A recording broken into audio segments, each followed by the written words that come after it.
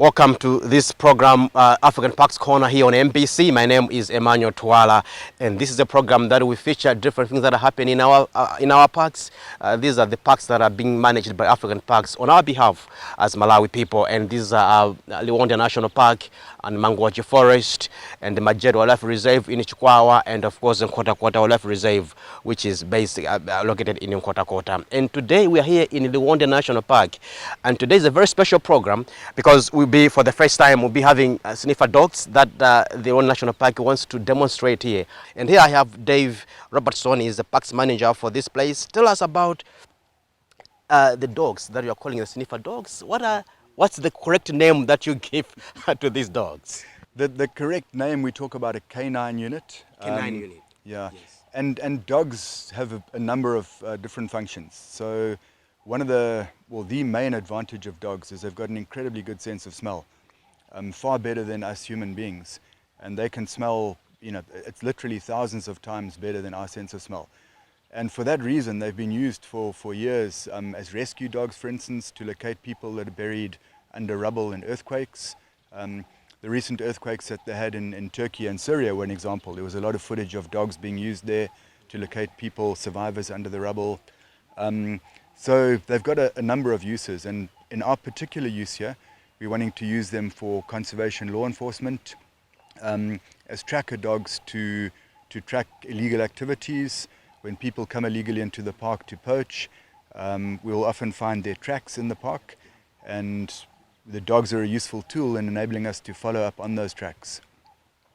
And what's the story about those dogs here at Liwonde National Park? Have we ever had them, or this is your first time that you're introducing them to the park? Yes, at the moment we don't have our own dog unit or our own canine unit here.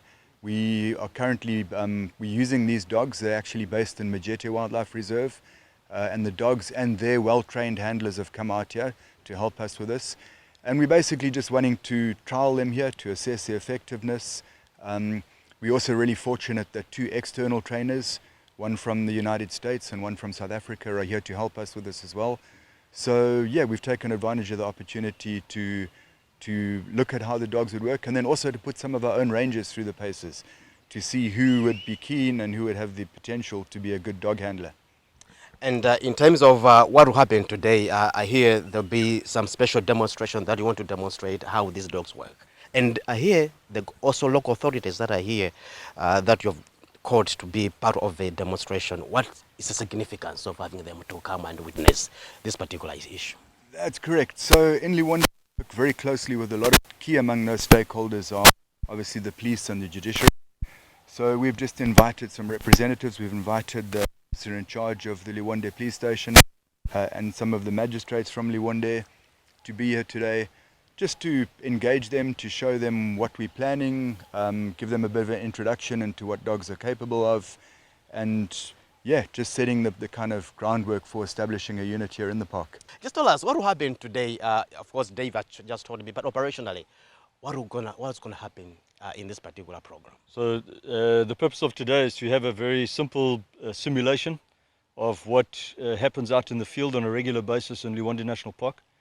Like I said, we're just keeping it very simple because we need to contain it within this environment for our VIPs. But basically the simulation is that we will have poachers out in the field, and these poachers will be looking for game to kill illegally. Obviously this is a national park. At the same time, we will have a ranger team out on the ground doing their daily patrols, and at some point they are going to come across the tracks of these poachers. A new intervention that we are starting to use here in Malawi is the use of dogs to enable us to speed up the process of catching poachers. So the dogs have an incredible sense of smell, far superior to human beings, whereas the ranger will rely on his eyes to track a poacher. The dog relies on his nose. So that if you put the two together, they make a very good team. And that's the purpose of this simulation, is to explain and to show how this team works together to track poachers that nobody has seen. They've only left sign, but to get the point where the rangers can engage the poachers and effectively conduct an arrest. So how do they differentiate the scents? Maybe there could be about 5 people. Not all of them are poachers. How do they know that this scent or this is a poacher that you are looking for? So the animals do that, right? It's a capability that dogs have. Dogs can distinguish between many different scents.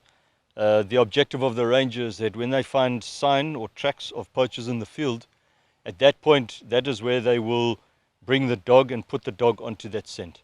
Once the dog is onto that scent, obviously forward of the ranger's position, then that scent is the only scent that the dog is going to follow. And that's what you will see demonstrated today in terms of tracking formations. The dog will be out front using his nose, and the rangers will be coming behind using their eyes. And together they will work until they get to where they have the poacher visual, and they will apprehend that poacher.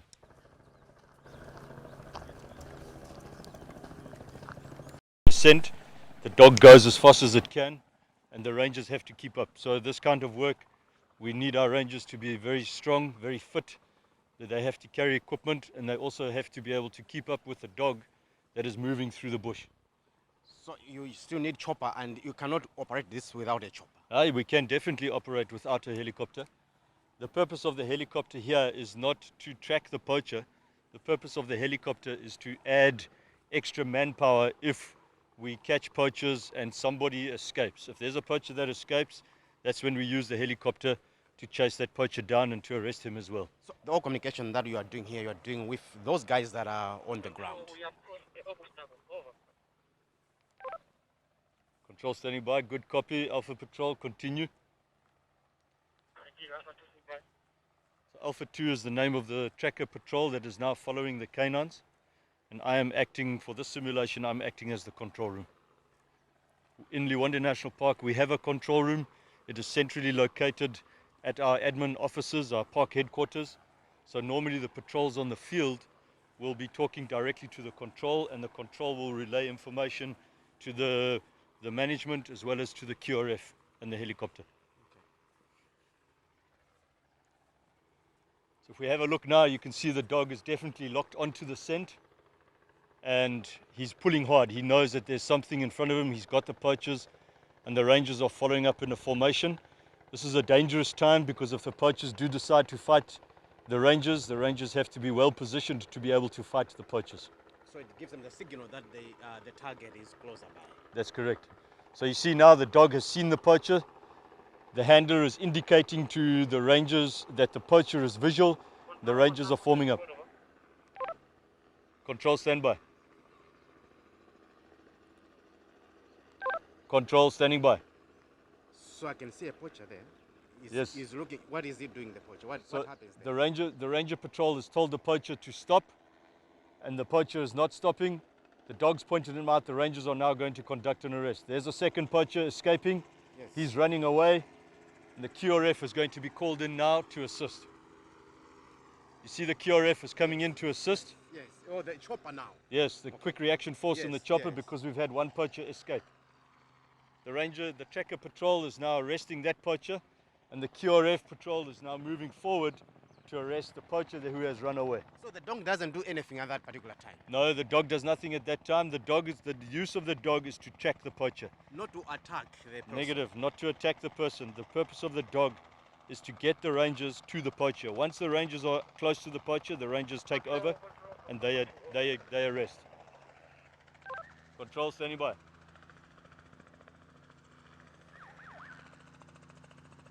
This is the QRF. Quick reaction force is coming in to catch the poacher that escaped. Wait, control 1. Poacher has been caught and the other has run away. Over. Control, good copy. Alpha Patrol, stand by with your suspect. Stand by. QRF are assisting now. Our location 073/50 area Kimuli. Alpha Patrol standby. Good copy, Alpha 2. Control, stand by. Okay, second poacher has now been arrested by the QRF team that came in with the helicopter.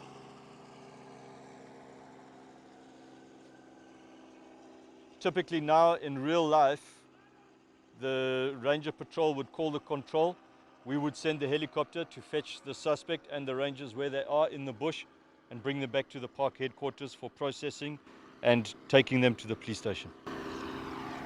For now, our simulation is over. Mr. Gift Scotch, takuonani pano mukuchita operation imeneyi ndi chikatero pano pamakhala kuti pakuchitikano chani mukakhala kuti mwapeza ali chomwechi? Likapeza lichonchi zimakhala kunayo kuti anthu apa todikirapo ndege kuti azanyamule anthuwa apite nawo ku kampu yathu. Ndichonekana kuti tikalembe statement tikapite nawo ku polisi akayankhe ma charges amene alakwitsa palowa nkhalango muno moletsedwa ndithu.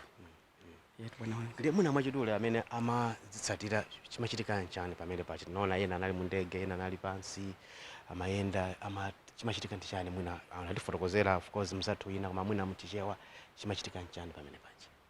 Pamene kunena kuti mapocha analowa kuwaya atalowa mapocha kuwaya mnkhalango yoletsedwa tinaona mapazi taona mapazi agalu tinagwisa ntchito agalu kupanga tingane kuti kulondola kamene tracking mapazi aja kuti tikafike pamene pali mapocha ndiye tinayondola mpaka magalu anakwanisa kufika location close ndi kumene kunali mapocha aja.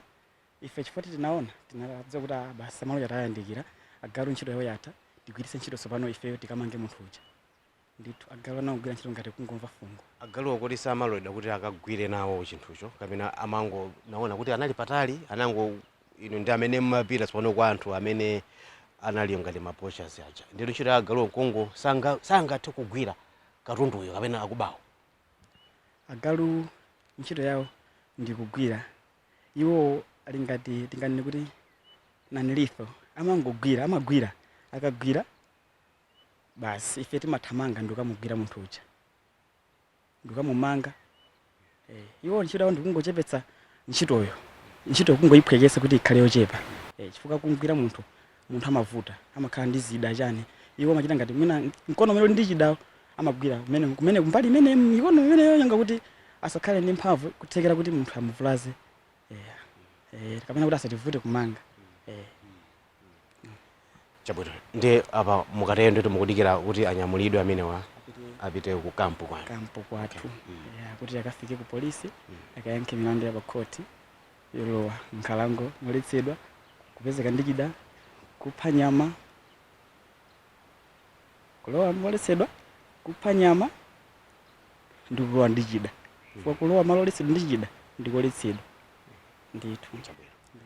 amenewo ndi mmodzi mwa asilikali kuno ku nkhalango ya Liwonde National Park amene amatikambira zambiri zimene zimachitika. Tikachoka pano falichese nda polisi komanso nda court kuti nkhani zimene zikapeza amathana nazo bwanji. Kumbukani program yapadera ya African Parks Corner kuno ku MBC ndipo lero tili kuno ku Liwonde National Park kumene taona tokha amene zimachitikira zinthu pamene asilikali akufuna kuti akagwire anthu amene alowa nkhalango mopanda malamulo mopanda chilolezo titero kamba kwake.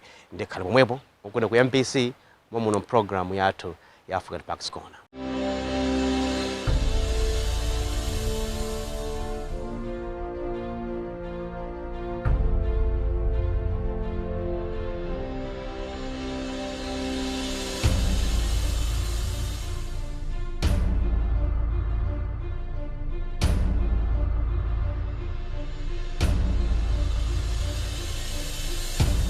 That's the end of today's operation, but hopefully just the start of our operation to start a canine unit. Yeah. And then you hand over to the police after you've taken their statement.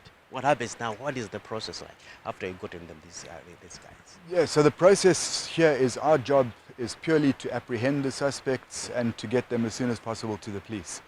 So we would make an arrest, and in terms of the National Parks and Wildlife Act, we are empowered to do that. But once we've made that arrest, as soon as feasible, as soon as logistically possible, we hand them over to the police. The police are pompano.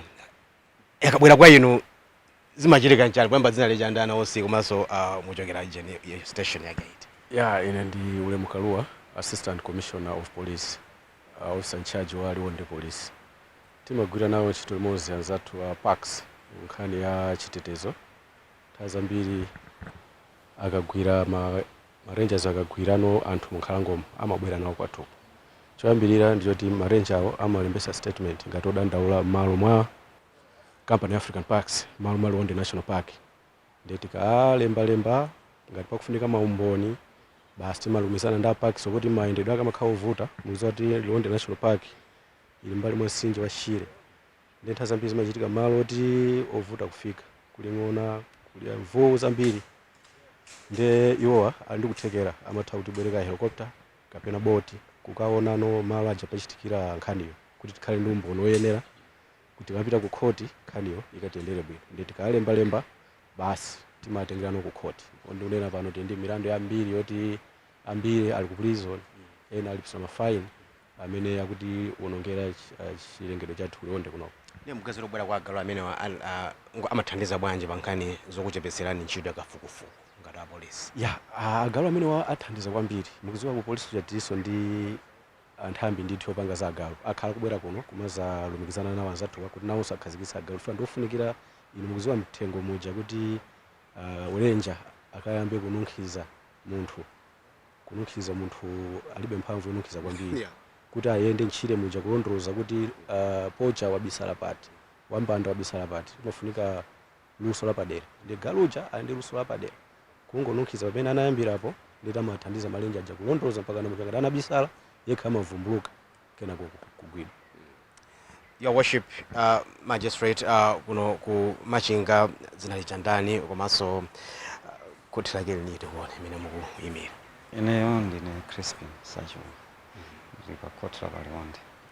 In fact, that's a district court. Yes. Yeah. Yes. Tatuzeni, Your Worship, kuti zikachitika chonchi ikabwera kwa inu nkhaniyo. Mafuna chani kwenkweni kuti muitambasule nkhani yonse? Ife ngati court kwawiri tikozona kuti ndife adidimu timafuna tipise chala. Yeah. Ndikifo timafuna ajira Thomas Didima. Ndikifo timafuna tipise chala timafuna kuti ogwiraja asasiye ka trace kena kuti wina kabisalepo. Ngati asiye kakhale kochepa kwambiri kuti tikhoza kunena kuti izi zimakhoza kuchitika. Komano asasiye pa fundo yofunika kwambiri chifukwa aliyense amene ali m'manja mwa polisi kapena amene akuyembekeza kuti apita ku ndende amakhala ndi timakani toti asataniwo asapiteko ndi amapeza njira zonena kuti azemberepo. Ndeti mafuna kuti anzathu aja ife tisabereka kupakisa iwo aja agwire ntchito yawo bwinobwino ndi akagwira ntchito yawo bwinobwino akamaza tipasa akamapangana confront ndi amene amagwira uja azikhala kunena kuti iwo aja ampange defeat munthu uja osati khoti limpange defeat. Ngati walephera kumpanga defeat ndikuti munthu chati mutaya ndi mapeto ake khoti siri kutithandiza komano khoti siri kuthandiza munthu komano anthu amene abweretsa dandaulazi ndi amene anena kuti athandizana kuti khoti lijaligwire ntchito yake moyenerera. Ndi kunoko imabwera ndi milandu yake yati akuti timamva kuti apolisi amabweretsa mulandu olowa mu paki wopanda chilolezo kaya kuti ndi zida komanso wina ononga za chilengedwe zili menemo zimakhala ndi mafaini ake zimenezi zikabwera kwanuko? Yeah, zimakhala ndi mafaini ake andi pali ngati kulowa ndi zida mu national park kapena protected area imakhala ndi faini ya 15 million. Ngolowa ndi chikwanje chokha chimenecho yo ndi chida kunoko ngati ufuna kulowa ndi chimene chocho ndikuti upemphe ukhale ndi chilolezo. Nkhani sikuti kulowa ndi chikwanje ndi kulakwika ya komano nkhani ndi kuti walowa nacho opanda chilolezo. Anthu amamangidwa chifukwa wala umene opanda chilolezo. Wabwera ndi chikwanje cha opanda chilolezo imeneyo ndi mulandu. Chikwanje chi chakugwiritsa ntchito opanda chilolezo mpaki mucha umenenso ndi mulandu wina. Ubereka na milandu iyi?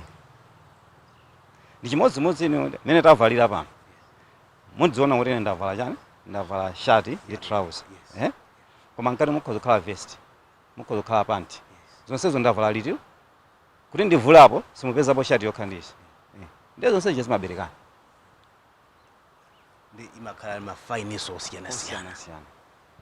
Kubwera kupezeka kulowa mu national park mwakokha opanda chilolezo pali faini yake and faini yakeyo ndi 4 million kundende 2 million kundende ndi 4 years kungolowa kokha. Kulowa ndi chida kuja kungolowa ndi zida zokha zoti zikufuna zagwiritsa ntchito munomo kupangira upandu faini yake ndi 15 million kundende 30 years. Kuti no wapha nyama ijanso kuliso faini yakeso.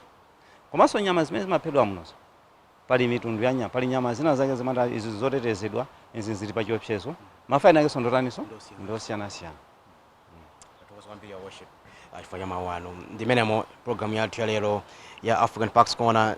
Tinali kuno kuchita program yapadera imene timacheza ndi akuluakulu osiyanasiyana taona amene zimachitikira akafuna kuti agwire ambanda kapena kuti afuna agwire amene afuna kuti azaphe zaononga zachilengedwe muno mu nkhalango yotetezedwa ya boma. Ndipo ndimenenso imendera kachoka pamene kupita ku polisi, ikachoka ku polisiko amayitengera kupita ku khoti, akhoti amapeka chigamulo akalero ndi kuti nkhani ija amayitseka kuyambiranso tsiku lina nkhani ina ngati ingadzatulukire. Imene inali program yapadera kuno ku MBC, muno program yathu ya African Parks Corner. Dzina langa ndi Mangoche Forest Reserve. It's goodbye.